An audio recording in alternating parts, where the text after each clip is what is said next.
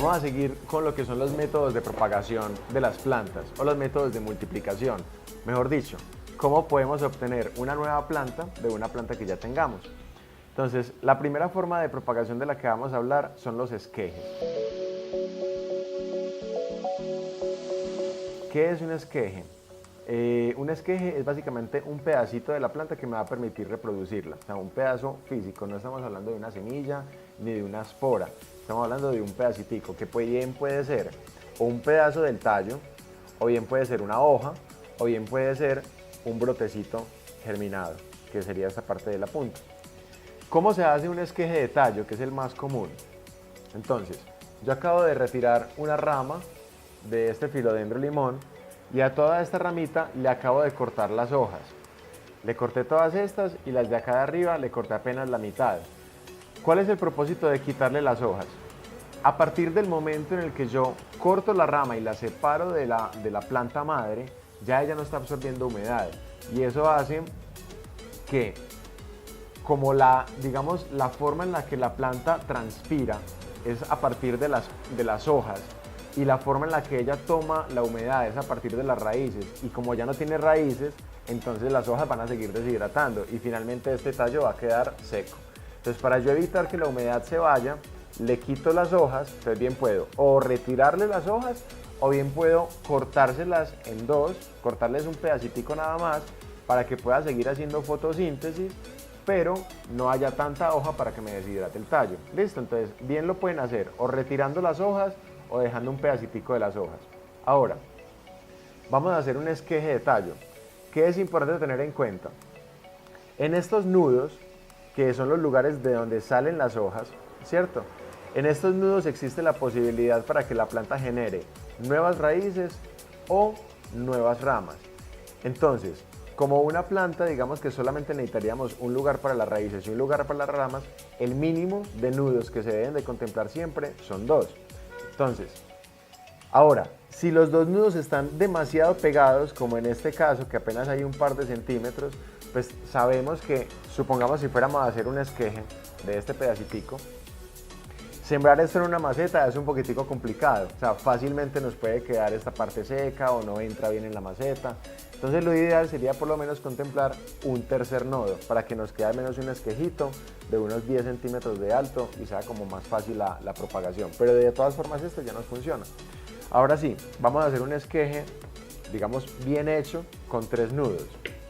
¿Qué vamos a tener en cuenta? Primero que todo, el corte de abajo lo vamos a hacer por debajo del nudo, más o menos 1 milímetro o 2 milímetros por debajo del nudo.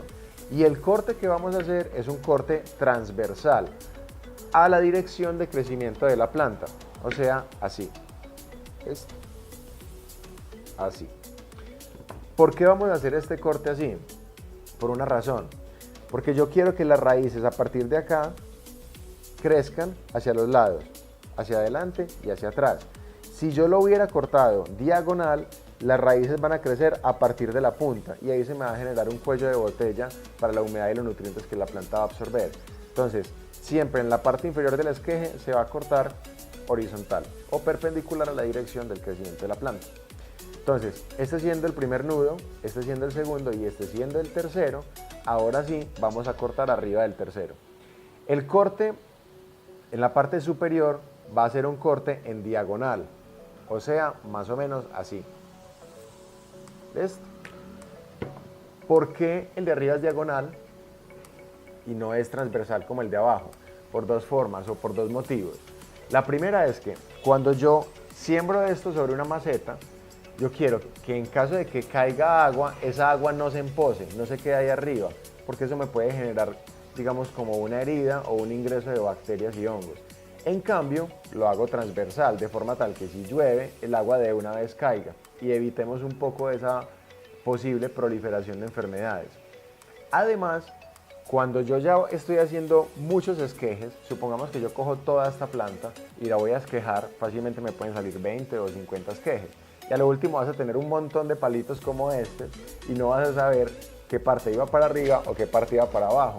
Entonces, el hecho de que lo hayas hecho todos en la parte de arriba, en diagonal, ya te da un indicativo de que esa es la parte superior de lo que vamos a sembrar. Entonces, bueno, vamos a terminar de esquejar esta planta. Tenemos acá un esqueje, dos esquejes. Vamos a hacer entonces el tercero. Como acá hice un corte, yo tengo que volver a alinear este nudo. Entonces, por debajo de este nudito hago el corte transversal. ¿Ok? Luego de esto cuento 1, 2, 3 y luego del tercero voy a hacer el corte en diagonal. Ahí ya tenemos un tercer esqueje. Luego acá, ¿qué voy a hacer? Nuevamente vuelvo y alineo. Me voy para el nudo, corto de forma horizontal, cuento 1, 2, 3 nodos y corto en diagonal. Listo, ya tenemos ahí un cuarto esqueje. Y vamos a hacer un quinto esqueje. Entonces cortamos acá 1, 2 y 3 nudos en diagonal. Listo. Acá tenemos un esqueje más. Ahora nos queda el brote, que es la parte o el ápice de la planta. A partir de acá también se puede sacar un esqueje que se le llaman esquejes de brote. ¿Cómo sería? Lo único que habría que hacer aquí sería cortar de forma transversal y arriba no vamos a cortar porque es un brote obviamente. Entonces aquí ya tenemos también otro esqueje que se llama esqueje de brote. Hay un tercer tipo de esqueje que se llama esqueje de hoja. ¿Cómo se realiza? Por ejemplo, lo más común que ustedes van a conocer son las suculentas, que simplemente se le quita una hojita, se pone allí y sale una nueva planta. Esa planta es genéticamente exactamente igual que la mamá, de la misma forma que está pasando con esos esquejes. Voy a hacer el ejemplo de un esqueje de hoja con esta planta llamada una flor de cera. ¿Cómo se haría un esqueje de hoja? Así. Entonces, cogemos la hojita, ¿cierto? Y suavemente la vamos flexionando hasta que ella solita se nos va a romper. Listo. Luego de que se rompe, la termino de retirar y esto bien puedo o sembrarlo en una tierra lo suficientemente húmeda y con nutrientes para que enraíce, o bien lo podría sumergir en agua. Si yo dejo esta hojita acá, más o menos en unos 15 días o 3 semanas ya van a ver las raícitas. Y ya no sería sino coger la hojita con las raíces y ponerla en tierra y ya van a tener una nueva planta. Entonces, ahí acabamos de hablar de los métodos de propagación por esqueje, esqueje de brote, esqueje de hoja y esqueje de tallo. ¿Qué otros métodos de propagación existen? Existe el acodo. El acodo es un método en el cual nos permite sacar una nueva planta sin tener que dañar o digamos cortarla de raíz de la planta madre. ¿Cómo se haría un esqueje? ¿Cómo se haría un acodo? Entonces, vamos a suponer que la planta a la que le vamos a hacer un acodo es nuestro filodendro limón, que lo tenemos acá. Entonces, ¿cómo sería un acodo? Hay dos tipos de acodo. Uno se le llama un acodo aéreo y el segundo se le llama un acodo terrestre. Un acodo aéreo, ¿cómo se haría? En esta parte donde están las raíces, yo lo podría cubrir con un poquito de musgo y luego lo cubriría de pronto con un papel metálico o con un papel negro, de forma tal que a ese musgo no le entre luz. Entonces, cuando yo le pongo el musguito, le pongo el plástico y luego con una jeringa le inyecto un poco de humedad, esta raíz va a sentir que está en tierra y va a empezar a desarrollarse.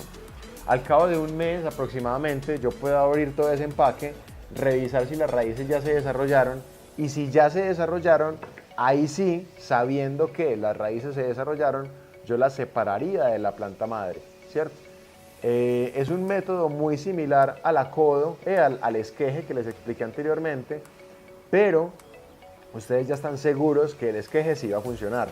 De esta forma no, ¿cierto? Puede que hayan el 30% que se les muera. De esta forma, si no funciona el acodo que ustedes están haciendo, pues simplemente lo retiran y la planta sigue viva, ¿no?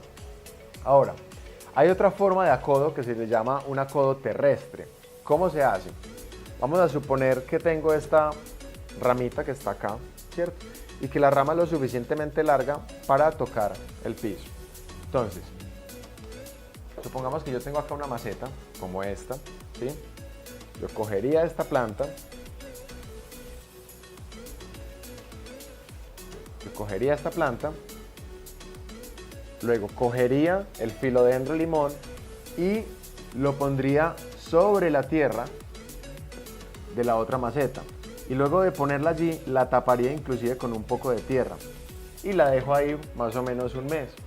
Al mes, cuando yo voy a ir a revisar, veo que ya las raíces se desarrollaron y que ya está, esta plantica nueva ya está aferrada a esta maceta. Entonces, cuando ya sé que está teniendo los nutrientes suficientes, ya la podría cortar y generar la separación entre la planta madre y la planta hijo. Eso sería un acodo aéreo. Esto no solamente se puede hacer con plantas herbáceas, también se puede hacer con árboles, ¿cierto?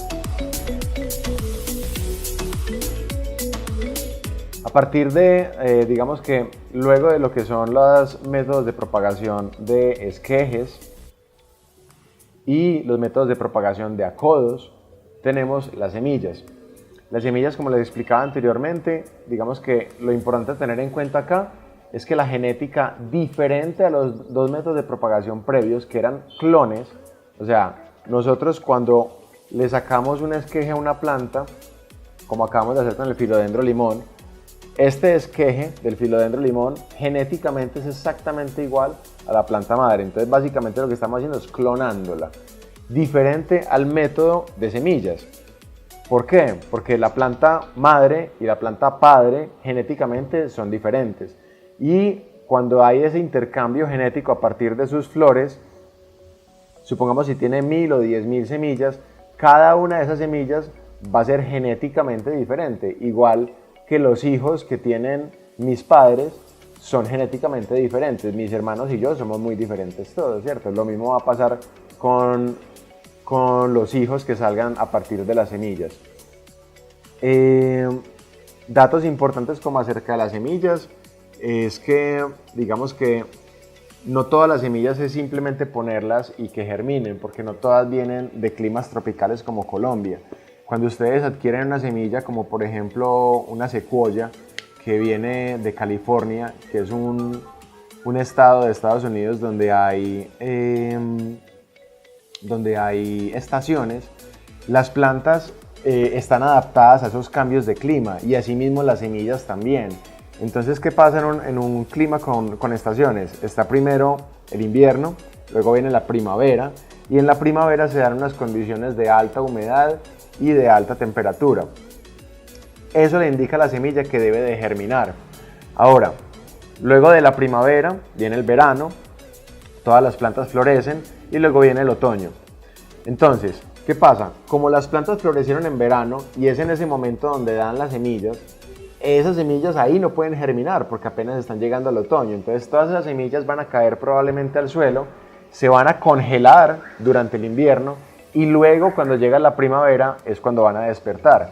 Entonces las semillas que vienen de países de estaciones requieren sentir el invierno. Entonces, por ejemplo, una planta como un árbol de secuoya, las semillas deben de ser metidas en la nevera por lo menos un mes para simularles ese invierno. Y luego de ese mes, ahí sí las pueden sacar y hacer todo el proceso tradicional de germinado. Pero entonces, para que tengan en cuenta eso, no todas las semillas se meten y germinan, sino que tienen que ver con el origen de cada una de las plantas, lo que cada una tiene que sentir y lo que ella siente que es el disparador para esa germinación. Luego de esto viene el método de injertación. ¿Qué es un injerto? Un injerto, lo más conocido que tenemos es el injerto de aguacate, ¿cierto? ¿Por qué se dan los injertos? Supongamos que tenemos un aguacate local que produce un muy buen aguacate, pero es muy pequeñito. Y en algún momento alguien dice, ve, pero en Europa tenemos unos aguacates que son así de grandes, qué bueno producir esos aguacates en Colombia. Entonces se trae la semilla, se trae para Colombia, pero ¿qué pasa? Como les explicaba ahorita, que cada una de las semillas son diferentes y digamos que su ambiente es diferente y las siembras en Colombia va a dar un arbolito así, lleno de enfermedades y muy débil. Entonces tú necesitas que alguna planta local que ya esté adaptada a esos medios, a esas condiciones, le entregue la fuerza a esa planta europea que estamos trayendo. Entonces un injerto es básicamente ¿qué? Es una planta colombiana adaptada a estas condiciones que tiene un tronco. Ese tronco yo lo voy a partir en dos. Hay muchas formas de hacer los injertos. Les voy a hablar solamente de una forma de hacer injertos. Entonces, digamos, cogemos este tronco y lo abrimos en dos. Luego cogemos la planta europea, supongamos que sería la que va a ser ahí injertada, y le hacemos una punta que entre exactamente en este corte que yo acabo de hacer. Luego de meterla, lo cubro con cinta para evitar que toda esta parte se me seque. O sea, lo que estamos haciendo es básicamente como conectando dos mangueras, la de arriba y la de abajo. Entonces por eso tiene que ir muy bien, digamos, como aislada del aire para que la savia de la planta no se seque y no vaya a generar como una cicatrización que interrumpa el flujo del xilema y del floema de la planta. Lo más importante a tener en cuenta en los injertos es, 1, es una planta fuerte que va a ayudar a una planta que no está tan adaptada a este medio. 2, y esto es lo más importante, aquí hay una unión genética, o sea, de aquí para acá genéticamente es una planta, pero de aquí para acá genéticamente es otra planta. No hay una mezcla genética, son dos genéticas completamente independientes que se están ayudando a partir de sus propiedades físicas. ¿Listo? Entonces es allí donde fácilmente pasa en un injerto que la planta inferior o el tronco inferior genera una pequeña ramita y esta ramita puede dar un aguacate colombiano, pero las ramas superiores pueden dar aguacates europeos porque genéticamente son aparte. ¿Ok? Eso es lo más importante que tienen que tener en los injertos.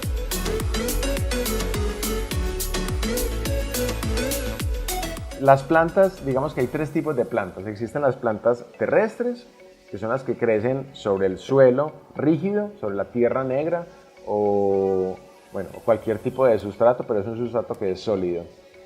Tenemos las plantas que son acuáticas, que son plantas que crecen sobre el agua. Pueden ser o plantas que crecen literalmente abajo de la superficie o pueden ser plantas simplemente flotantes como el loto, el lirio, la oreja de agua, el buchón de agua o todas estas. El tercer grupo lo conforman las plantas epífitas, que son plantas que no están sembradas sobre tierra ni sobre agua, sino sobre troncos. El ejemplo de las plantas epífitas más común sería el de las orquídeas. También están los anturios, están las bromelias o están las tilancias. Son plantas que lo único que necesitan para crecer es el tronco de un árbol.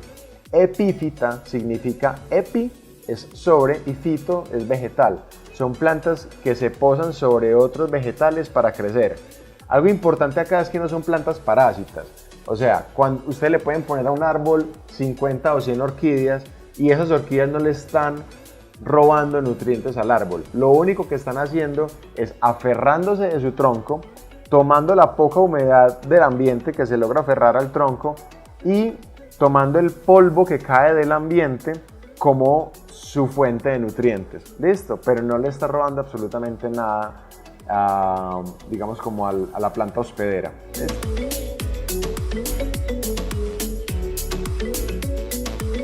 Vamos a seguir hablando acerca del clima y el ambiente que cada una de las plantas necesita. Entonces, algo a tener en cuenta es que, digamos que en la agricultura urbana se habla mucho de plantas de interior y de plantas de exterior. Plantas de interior no existen, ¿cierto? Lo que existen son plantas de sotobosque. ¿Cómo así? Cuando nosotros nos internamos en un bosque, vemos que hay diferentes niveles. Por ejemplo, acá hay un árbol grandísimo que puede medir 40 metros, pero acá más abajo puede haber uno que mida 20 metros, acá abajo puede haber uno que apenas mida 10 metros, y abajo de todo eso vamos a ver que hay un suelo, que es el sotobosque, y ese sotobosque, como ya pasó por varias capas de filtrado de la luz, digamos que son plantas que están adaptadas a vivir casi en la oscuridad. Entonces, esas son plantas de sombra, ¿sí? Y son las plantas que se utilizan más en interior. Existen otras plantas que son plantas de semisombra. Son plantas que están un poco más arriba en toda esa estructura vegetativa, que son las plantas epífitas, como por ejemplo la orquídea, anturios y bromelias. ¿Por qué son de semisombra?